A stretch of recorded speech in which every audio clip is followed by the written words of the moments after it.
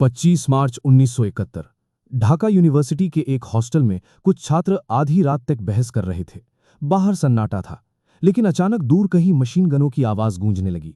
पहले किसी को लगा कि शायद सेना की कोई सामान्य मूवमेंट होगी, लेकिन अगले ही कुछ मिनटों में पूरा शहर गोलियों, आग और चीखों से भर गया। टैंकों की आवाज, जलती हुई इमारतें और सड़कों पर भागते लोग, और फिर पाकिस्तान की अपनी ही सेना ने अपने ही नागरिकों पर हमला शुरू कर दिया। उस रात ढाका में जो हुआ, उसने सिर्फ एक देश नहीं बल्कि पूरे दक्षिण एशिया का इतिहास बदल दिया। लेकिन सबसे बड़ा सवाल यह है कि आखिर ऐसा क्या हुआ था कि पाकिस्तान को अपने ही लोगों पर टैंक चलाने पड़े, और कैसे इस खून खराबे के बीच भारत ने एक ऐसा फैसला लिया जिसने दुनिया का नक्शा बदल दिया। ये कहानी सिर्फ युद्ध की नहीं है, ये कहानी है विश्वासघात की, राजनीति की, गुप्त मिशनों की और एक ऐसे ऑपरेशन की जिसने बांग्लादेश नाम के नए देश को जन्म दिया।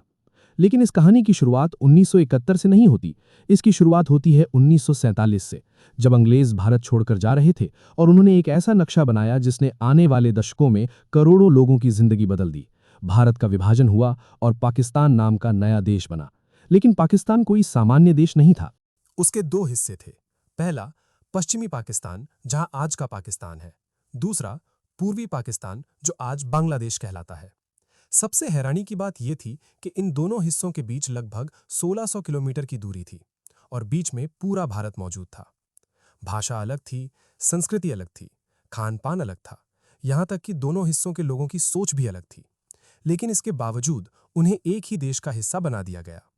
शुरुआत में सब कुछ सामान्य दिखा, लेकिन धीरे धीरे पूर्वी पाकिस्तान के लोगों को महसूस होने लगा कि उनके साथ भेदभाव हो रहा है।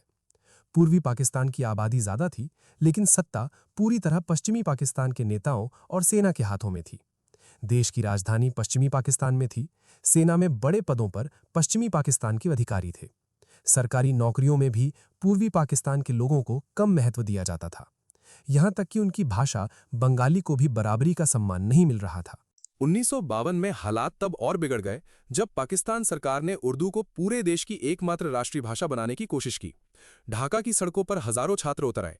वे अपनी मातृभाषा बंगाली के लिए प्रदर्शन कर रहे थे, लेकिन जवाब में पुलिस ने गोलियां चला दी।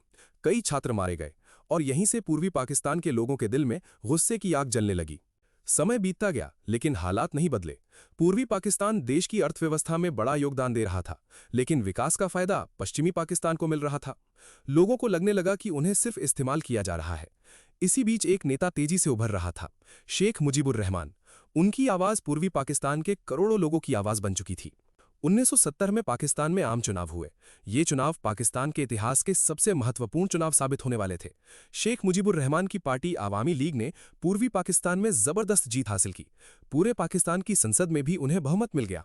लोकतंत्र के हिसाब से अब शेख मुजीबुर रहमान को पाकिस्तान का प्रधानमंत्री बनना चाहिए था। लेकिन यहीं से खेल बदल गया।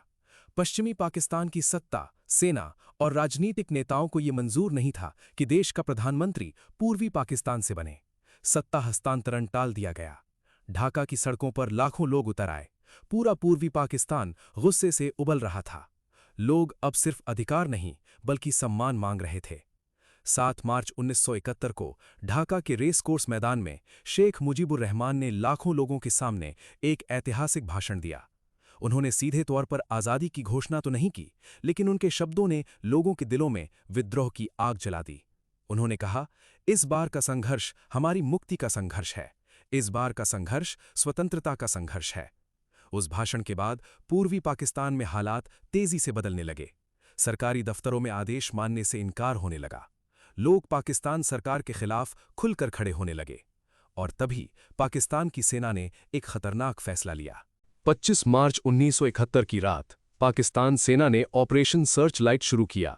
उनका मकसद था हर विरोध को हमेशा के लिए खत्म कर देना। ढाका यूनिवर्सिटी सबसे पहला निशाना बनी। छात्र हॉस्टलों पर हमला हुआ, प्रोफेसरों को गोली मार दी गई, अखबारों के दफ्तर जला दिए गए, हजारों लोग सिर्फ एक रात में मारे गए। पूरा पूर्वी पाकिस्तान आग में जल रहा था। लोग अपने घर छोड़कर भागने लगे। महिलाएं, बच्चे, बुजुर्ग, लाखों लोग जान बचाने के लिए भारत की सीमा की ओर दौड़ पड़े।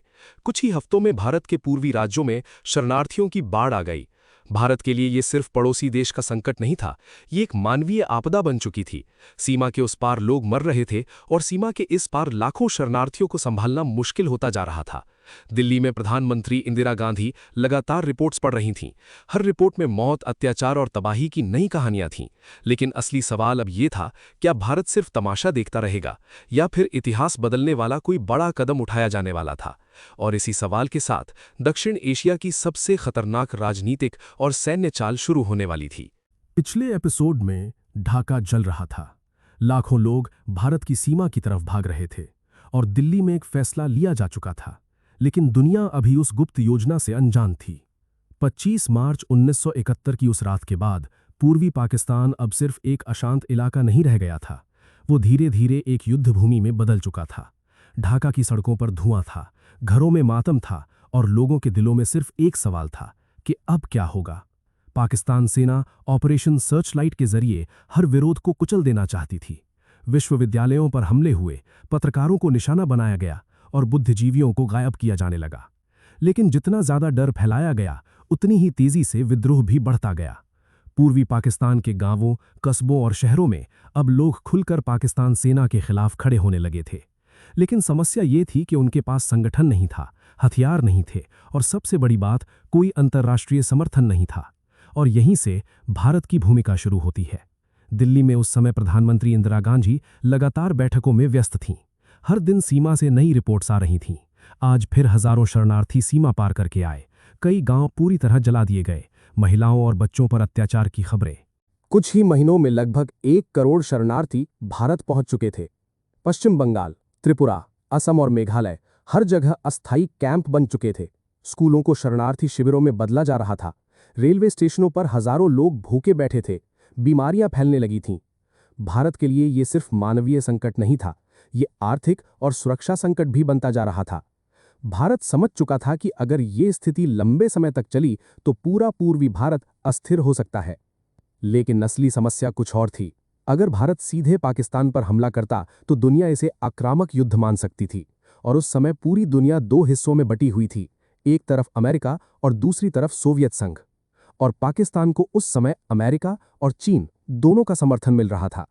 अमेरिका के राष्ट्रपति रिचर्ड निक्सन और उनके सलाहकार हेनरी किसिंजर पाकिस्तान के राष्ट्रपति याहिया खान को अपना अहम सहयोगी मानते थे, क्योंकि पाकिस्तान उस समय अमेरिका और चीन के बीच गुप्त कूटनीतिक संपर्क का माध्यम बन चुका था। दूसरी तरफ चीन पहले ही भारत से 1962 का युद्ध लड़ चुका था। भारत जानता था कि अगर उसने जल्दबाजी में कोई कदम उठाया तो मामला सिर्फ पाकिस्तान तक सीमित नहीं रहेगा। यानी अब यह सिर्फ युद्ध नहीं था, ये एक बहुत बड़ा अंतर्राष्ट्रीय शतरंज का खेल बन चुका था। लेकिन इसी बीच भारत ने एक ऐसा फैसला लिया जिसकी जानकारी उस समय आम लोगों को बिल्कुल नहीं थी। भारत ने पूर्वी पाकिस्तान के विद्रोहियों को गुप्त रूप से ट्रेनिंग देना शुरू कर दिया। इन लड़ाकों को बाद में दुनिया मुक्ति वाहिनी के नाम से जानने लगी। सीमा के पास गुप्त ट्रेनिंग कैंप बनाए गए। भारतीय सेना और खुफिया एजेंसियां इन लड़ाकों को हथियार चलाना, गुरिल्ला युद्ध और विस्फोटक इस्तेमाल करना सिखाने लगीं। रात के अंधेरे में छोटे छोटे समूह सीमा पार करते, पाकिस्तानी सेना की चौकियों पर हमला करते और फिर जंगलों में गायब हो जाते। धीरे धीरे पूर्वी पाकिस्तान सेना के लिए एक दुष्स्वप्न बनता जा रहा था। हर पुल असुरक्षित था, हर रेलवे लाइन खतरे में थी, हर सरकारी दफ्तर पर हमले का डर था। पाकिस्तान सेना अब सिर्फ जनता से नहीं लड़ रही थी, बल्कि एक ऐसे विद्रोह से लड़ रही थी जिसे धीरे धीरे भारत की छाया ताकत मिल रही थी। लेकिन भारत सिर्फ सीमा पर बैठकर इंतजार नहीं कर रहा था। दिल्ली में अब एक बहुत बड़ी रणनीति तैयार की जा रही थी। प्रधानमंत्री इंदिरा गांधी समझ चुकी थीं कि सिर्फ सैन्य ताकत से ये लड़ाई नहीं जीती जा सकती। अगर दुनिया भारत को हमलावर मान लेती तो अंतर्राष्ट्रीय दबाव भारत के खिलाफ जा सकता था। इसलिए युद्ध शुरू होने से पहले भारत ने दुनिया की राय बदलने का फैसला किया। इंदिरा गांधी ने दुनिया के कई देशों का दौरा शुरू किया। लंदन, पेरिस, बॉन, मॉस्को और वॉशिंगटन, हर जगह वो एक ही बात कह रही थीं कि पूर्वी पाकिस्तान में सिर्फ राजनीतिक संकट नहीं चल रहा, वहां इंसानियत मर रही है। लेकिन दुनिया का बड़ा हिस्सा अब भी चुप था। अमेरिका खुलकर पाकिस्तान के खिलाफ बोलने से बच रहा था, क्योंकि उस समय पाकिस्तान अमेरिका के लिए सिर्फ एक सहयोगी देश नहीं था, बल्कि चीन तक पहुंचने का गुप्त रास्ता भी था। इसी दौरान अमेरिकी अधिकारी हेनरी किसिंजर ने पाकिस्तान के रास्ते गुप्त रूप से चीन की यात्रा की। दुनिया को बाद में पता चला कि पाकिस्तान इस पूरी कूटनीतिक चाल का केंद्र बना हुआ था। भारत के लिए यह खतरे की घंटी थी। अगर युद्ध शुरू होता तो संभव था कि अमेरिका खुलकर पाकिस्तान का समर्थन करे और चीन भी भारत पर दबाव बनाने की कोशिश करे। इसलिए भारत को एक ऐसे साथी की जरूरत थी जो युद्ध की स्थिति में उसके साथ खड़ा रहे। और फिर अगस्त 1971 में एक ऐसा समझौता हुआ जिसने पूरे खेल का संतुलन बदल दिया। भारत और सोवियत यूनियन के बीच इंडो सोवियत मैत्री संधि पर हस्ताक्षर हुए। अगर आपको इस कहानी का पार्ट 2 देखना है तो इस वीडियो पर जल्दी से 1000 लाइक्स पूरा कर दीजिए, क्योंकि अगले भाग में खुलासा होगा कैसे एक गुप्त कूटनीतिक समझौते ने पूरे युद्ध का रुख बदल दिया, कैसे भारत ने दुनिया की सबसे बड़ी ताकतों को चौंका दिया और कैसे शुरू हुआ 1971 का वो युद्ध जिसने दक्षिण एशिया का नक्शा हमेशा के लिए बदल दिया। तो वीडियो को लाइक करें, शेयर करें और चैनल को सब्सक्राइब करना मत भूलिए। पार्ट 2 बहुत जल्द आने वाला है।